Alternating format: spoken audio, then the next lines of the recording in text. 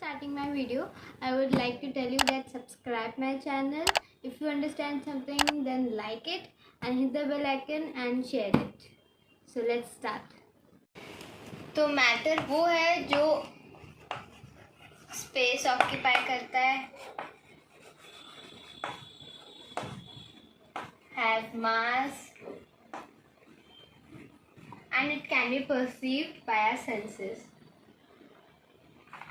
कुछ एग्जाम्पल्स हैं, तो एग्जाम्पल्स भी हम एक बार रीड कर लेते हैं. Air, water, hydrogen, oxygen, sugar, sand, silver, steel, copper, coal, iron, wood, ice, and ये सब occupy space and have mass. Things like food, clothes, table, chair, human beings, animals and plants, these are also example of matter. Means clothes ये भी matter है. तो इस जो like ये अगर एक क्लॉथ है तो इसके भी बहुत छोटे छोटे पार्टिकल्स थे एंड ये भी एक मैटर है बिकॉज ये स्पेस ऑक्यूपाई कर रहा है. We can touch it. So clothes, tree, plants, oxygen like 21% है. तो ये भी एयर में स्पेस ऑक्यूपाई कर रही है ऑक्सीजन. लाइक एयर एक गैस है एंड गैस के जो मॉलिक्यूल्स होते हैं उसमें बीच में स्पेस बहुत ज़्यादा होती है, तो इसलिए ऑक्सीजन वहाँ पे स्पेस ऑक्यूपाई करती है. ऑक्सीजन हो गया, हाइड्रोजन हो गया, CO2 हो गया, H2O में भी ऑक्सीजन है. तो ये सारे एग्जाम्पल्स हैं मैटर के. Thus the word matter is used to cover all the substance and materials, living and non-living, of which universe is composed of. ये लाइन आपको याद रखनी है. Living and non living. Humans living है, right. Insects भी matter से बने हैं. एंड जो नॉन लिविंग जैसे ट्री हो गया, प्लांट्स हो गया, क्लॉथ हो गए. तो नॉन लिविंग और लिविंग हो दोनों चीज़ें मैटर से बनी हुई हैं. Like even the universe is also made up of matter. This chalk is also a matter. इसके भी बहुत टाइनी पार्टिकल्स थे जिनको हम एटम्स एंड मॉलिक्यूल्स बोलते हैं. डू यू नो बॉक्स में the universe is composed of matter and energy. Both matter and energy are interconvertible. Okay, तो ये वही बोल रहा है कि यूनिवर्स भी मैटर से बनी हुई है एंड इन मैटर छोटे पार्टिकल्स मैंने आपको बताया. तो यूनिवर्स मैटर और एनर्जी, क्योंकि एनर्जी अगर होगी तभी प्लैनेट इधर से इधर मूव करते हैं. तो ये सारी चीज़ें, ग्रेविटी वगैरह, तो मैटर मतलब यूनिवर्स में मैटर भी एग्जिस्ट करता है and energy also. Composition of matter. Ancient Indian philosophers thought that matter is made up of 5 elements: air, water, earth, sky and fire, and these are called पंच तत्वास. तो पहले के time पे जो लोग रहते थे वो उनको लगता था कि जो मैटर है ये 5 एलिमेंट से बना हुआ है. Matter is made up of 5 elements and वो 5 एलिमेंट्स क्या थे? Air, water, fire, sky and earth. Water also. तो उनको लगता था, एशियन इंडियन फिलोसफर थॉट, मतलब उनको लगा कि जो पहले के लोग थे वो मैटर को, वो लोग सोचते थे कि मैटर इन 5 एलिमेंट से बना हुआ है जिनको हमको बोलते हैं 5 तत्वास. So Maharishi Kannada, an Indian philosopher, was perhaps the first to suggest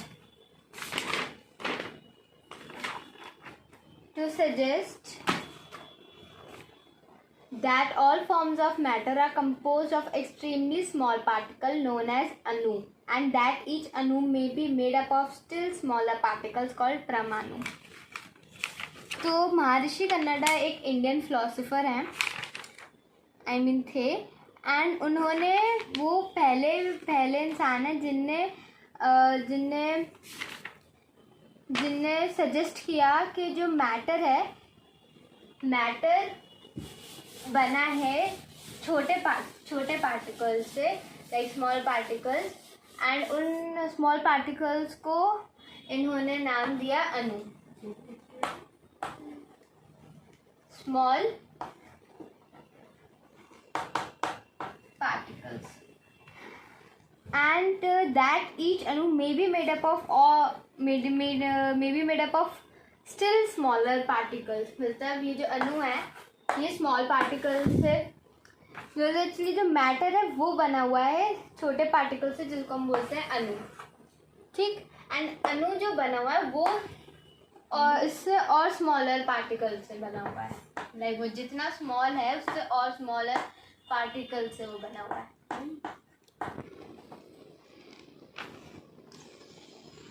और ये जो पार्टिकल्स है जिससे अणु बना हुआ है उसको हम बोलते हैं परमाणु.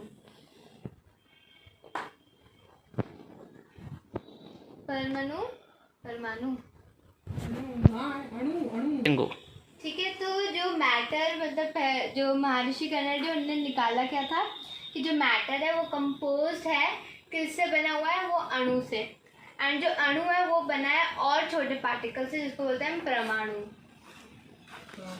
Greek thinker Democritus called the smallest particle परमाणु of matter as atom.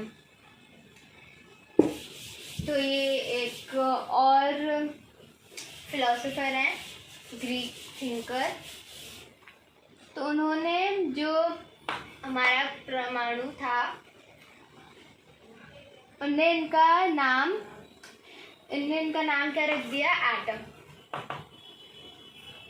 An atom is a smallest particle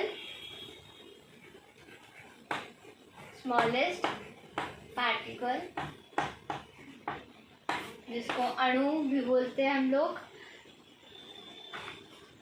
Thus it was concluded that matter is made up of a very large number of tiny particles known as atoms. तो इसके बाद पूरी अणु सब निकालने के बाद इन लोगों ने निकाला कि जो मैटर है वो बहुत सारे छोटे छोटे पार्टिकल से very large number of small particles, large number of small particles, or tiny you can write, known as atoms. ये इसको हम क्या बोलते हैं, एटम्स. और इससे इसको हम एटम्स बोलते हैं, और एटम्स हमारा बना है मैटर.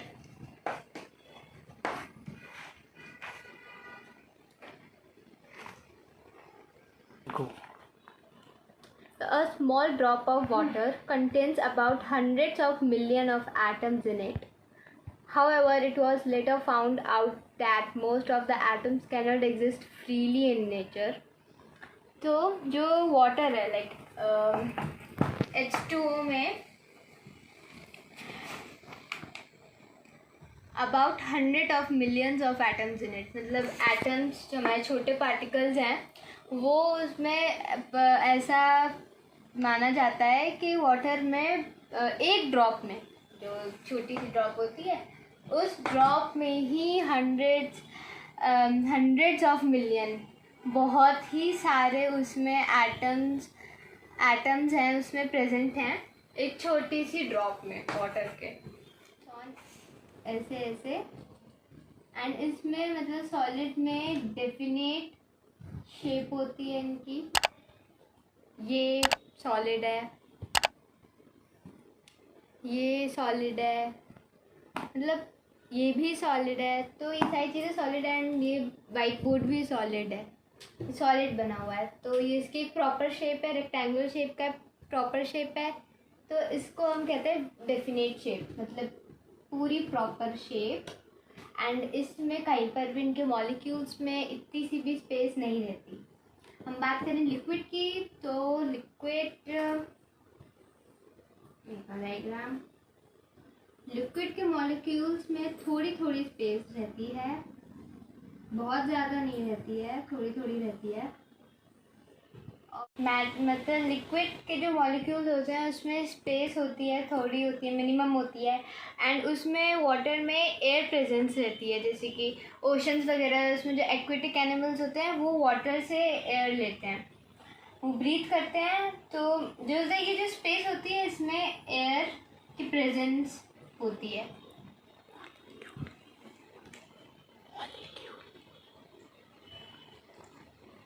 अब गैस, तो गैस में परफ्यूम लो आप, एंड परफ्यूम को रूम के एक कोने पे आप स्प्रे करो तो पूरे रूम में फैल जाती है, जो उसकी स्मेल होती है वो पूरे रूम में फैल जाती है। तो इससे पता चलता है कि उसके मॉलिक्यूल्स एक, मतलब उसमें गैस के मॉलिक्यूल्स पूरे में है, स्पेस है बहुत बीच में, तभी वो फैल जाती है। ठीक है। एंड वाटर में एयर की प्रेजेंस है, जैसे कि जो एक्वेटिक एनिमल्स होते हैं, फिश, टर्टल्स, ये सारे ब्रीथ करते हैं वाटर में, एंड वाटर में एयर प्रेजेंस रहता है। तो गैस के जो मॉलिक्यूल्स होते हैं उनमें बीच में बहुत ज़्यादा स्पेस है, जैसे एक इधर है तो एक यहाँ है, एक यहाँ है, एक यहाँ है।